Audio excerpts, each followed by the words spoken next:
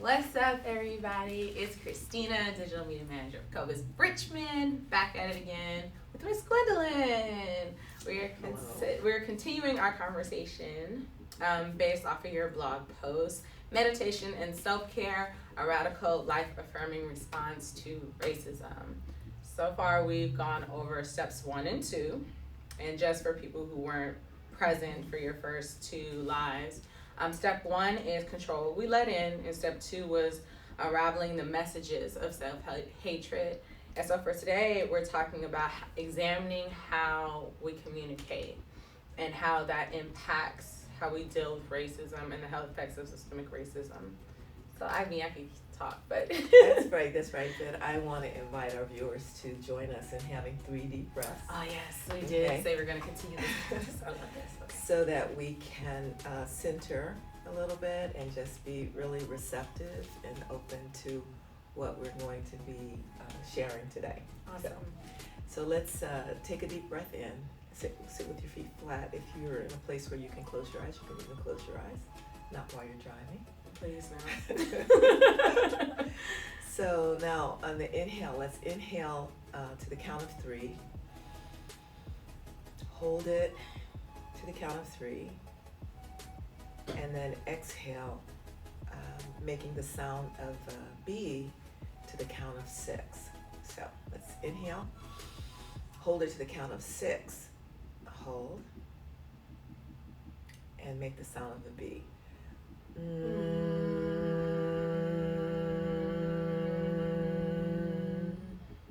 Again. 3, hold, exhale.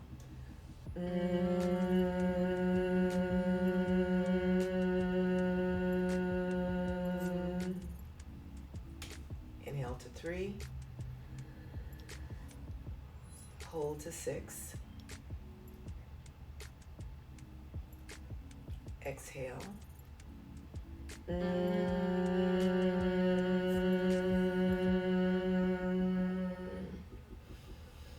Okay, open your eyes and just make one little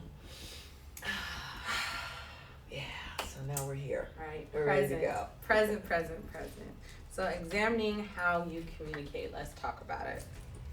Yeah, so this is really an important one, and there are a couple of different aspects to it that I think I'd like for our viewers to be aware of. Okay. One of them is, it's really easy to hurt people's feelings, even when we're not trying to. Right. And so one of the reasons that happens is because we're not really connected with each other. And so I want to talk about listening and the role that listening plays in terms of being connected. Okay. And how to really begin the process of listening with your whole body as opposed to listening with your ears. Okay. Yeah. Okay. So you know what happens when we're in a conversation, and particularly if the conversation is not pleasant. We're listening we to are like waiting to say what we have to say in response to what you just said, right? So what I want to invite people to do is, rather than being caught up in the thoughts of their mind about what I'm going to say next, is to just take a couple deep breaths and to tune in to what they're feeling in their body. Because if you can feel what's actually being affected in your body, you can then connect with what's happening in the other person's body. Okay. And so, like, often when people are expressing anger, they really are feeling helpless or helplessness, and or like they're not able to control something, or feeling like a lack of control. And so really we get caught up in responding to the words and not the feeling. Gotcha. Right. Gotcha. So there's a whole practice of nonviolent communication where you can learn to listen, to hear what the person is saying, to really try to feel what they're saying, and then to respond as opposed to reacting. Gotcha. It reminds me a lot of what my mom says about intention versus what was said. the spirit of something versus the actual words that come out of somebody's mouth. Because usually when we're angry or when we're frustrated or we're in heightened sense of emotions, we're not necessarily thinking of what is the exact word at the exact moment that I'm going to say right now that will get you to understand me. We're just trying to get it out. Make your point. Right. It's like, I just need to say what I need to say. And Right. you should be okay with that, right? And a lot of times, I know for myself specifically, I look for the intention behind the words. Is it meant for harm, or could use a different word instead? And then that allows me the space to not only receive them, but then also actually hear them. Right.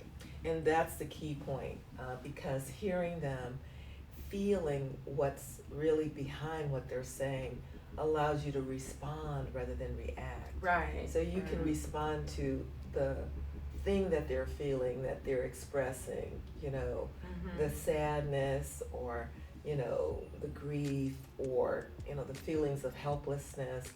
And really, if we're reacting, we're just responding to the angry words. Right. Right. And we're missing that whole other nuanced layer of communication. Absolutely. And so in your blog post, it says, examine how you communicate with others like you and those who appear different. Do you use disempowering language about yourself? So coming back to the self first, your partner, your family, and your community. Are you differential to groups outside of your racial groups? Are you overly defensive or abrasive? Are you constantly censoring yourself in the presence of others? So these are kind of actions that we do even amongst each other. Yes. And so I think when we're talking about this, I like how you put yourself first. It's like, are you disempowering to self? Because then it's simple to be disempowering to others, especially if you reflect that back on self. Right. And one of the most powerful and potent ways of communicating is using the words I am. Okay? So, like, no one can say that for you. They would have to say she is or, he is. But the only person who can say I am is you. Right. Right? And so the words that we follow I am with, we're actually declaring that to be so. So, like you say, if I am sick, then you're basically reinforcing sickness in your body. If you say I'm poor, you're reinforcing poverty in your experience. And so this understanding that the words that we use, they have vibrational effect. Like we live in a vibrational universe, and everything is either empowering or disempowering. Right. It's a low vibration or high vibration, right? So I want to really encourage our viewers to think in terms of, what are you putting behind I am? Right. Like, okay, I'm angry,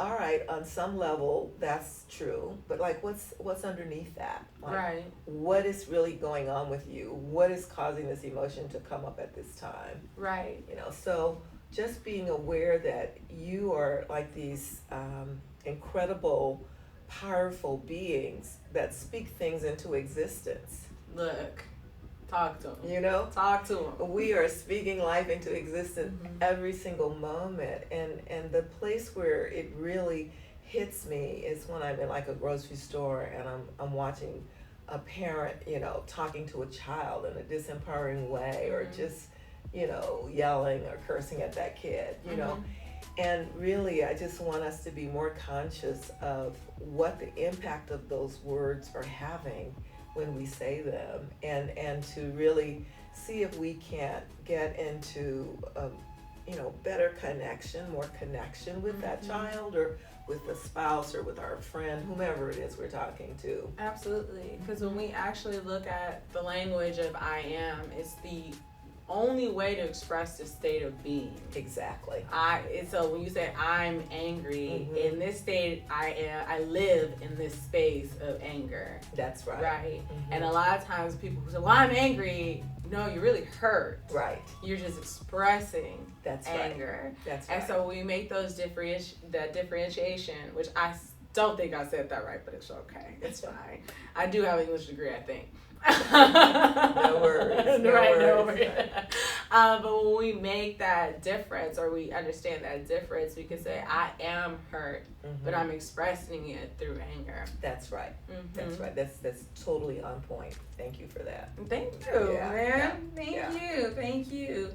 So the art of listening is one, and really understanding the power of words and choosing to use our language in affirming ways, in high vibrational ways, and to really just start checking ourselves and staying away from language that's actually diminishing ourselves and diminishing the others that we are relating to. Okay.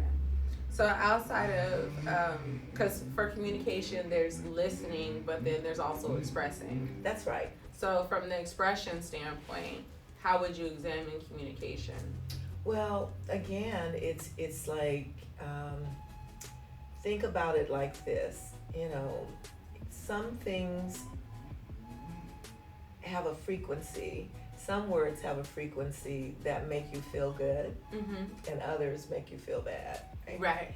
And so, like, we've really kind of crossed the line in the last decade or so in terms of the way we use language. We use we use words that have traditionally been used to make us feel bad, and we're using them in quote unquote affectionate terms, and so. But, we also have to recognize that those words themselves carry certain vibrations. And so my invitation is just for each person to make their own self-assessment, to look at, like, okay, what are the words that I go to most regularly? Are they uplifting, or are they diminishing? And, okay, how can I do that differently? And I think if we think about these kinds of things when we're not angry, like we're just having a conversation, or we're just reflecting, or looking in the mirror or talking to ourselves, we begin to create practices that disrupt these automatic things that are really programs in our brain. It's that conditioning that's wearing on us. That's interesting, because as you were speaking, I immediately thought of the phrase, I can't stand you. But I always say it when I'm laughing, because I'm cracking up because somebody says something hilarious, like, oh my God, I can't stand you. That's not, oh wow. Yeah. I have to do some self-evaluating and how I communicate, because it's not that I can't stand them, it's that they're just super funny. Yes, yeah. Instead of saying, that was funny, I said, bro, I can't stand you. Okay, yeah. Wow.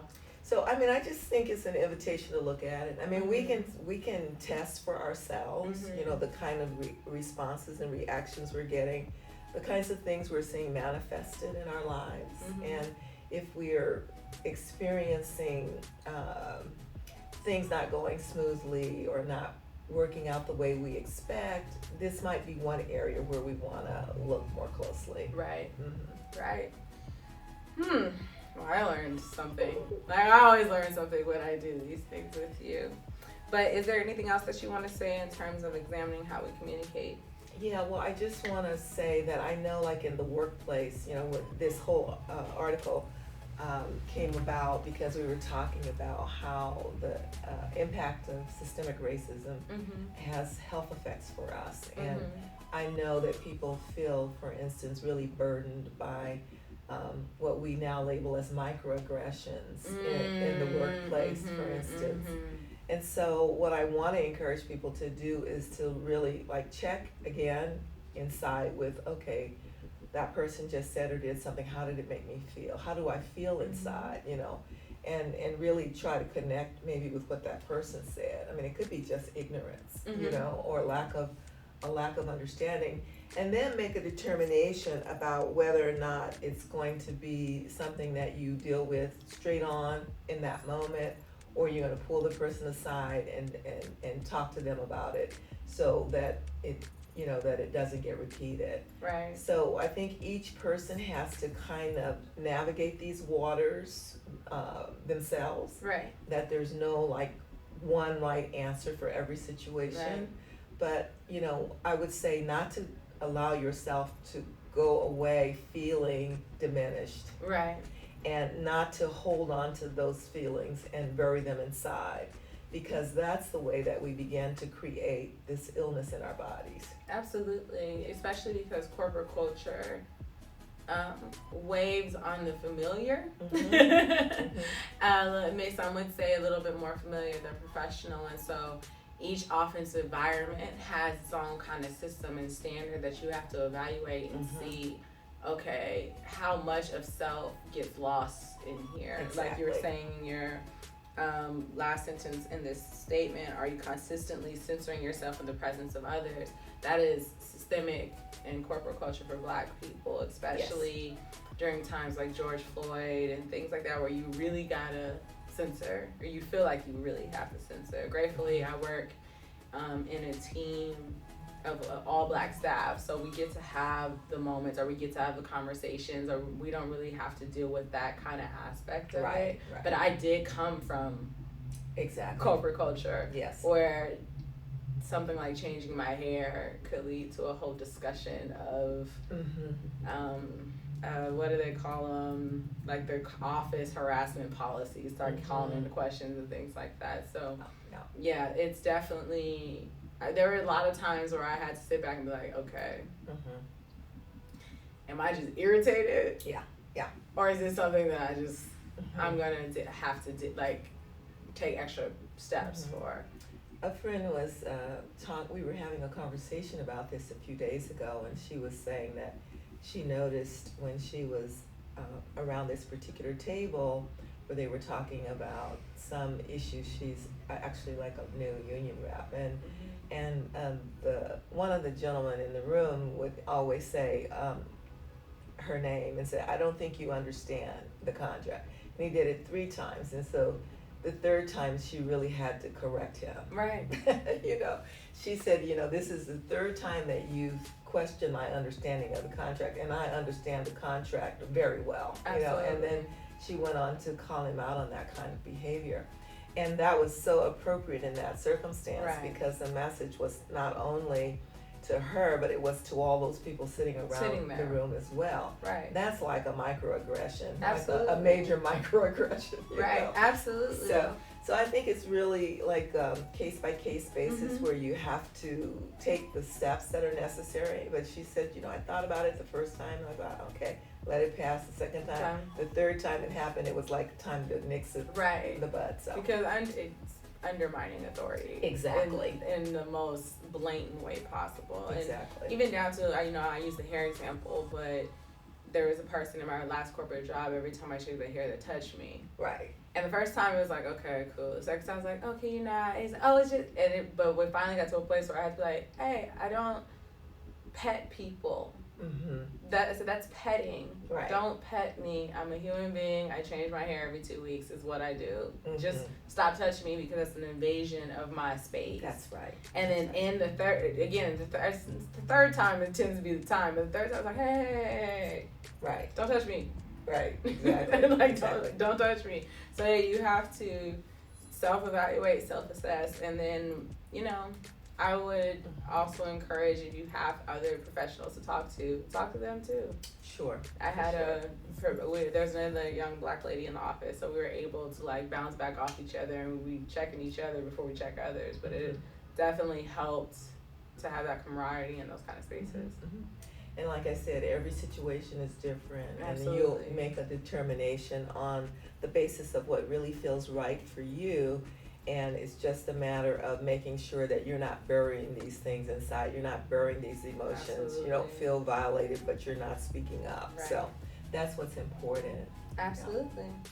Well, as always, it's a pleasure. I have some homework. Oh, well, y'all got homework. I want to encourage everyone this is just a way of beginning to use this understanding about the importance of speaking into existence what you want to experience. And that is that I value who I am. So I want to invite you to say that when you get up in the morning, look in the mirror, when you're brushing your teeth, when you're going throughout your day, when you're having your tea or your coffee or whatever, just remember to say to yourself, I value who I am. I value who I am. I value who I am. Absolutely, absolutely. Well, I value who I am. I value who you are. Thank you. And I'm grateful to have shared space with you once again.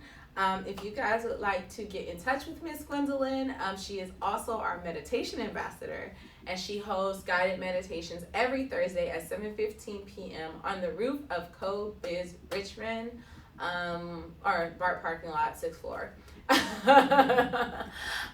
Tickets are available on Eventbrite, so go ahead and sign up. And you'll be back next Tuesday at 12. Yes, next Tuesday at 12 to talk to us about step 4 of your blog, and that is listening to cues from your body, which I'm very excited to hear this part. Beautiful. I'm very excited. All right, you guys, have a beautiful day, and I'll be back in 30 minutes with Mr. Willie from the NAACP. Thank you. Thank you, Christina. All right, bye, y'all. Bye.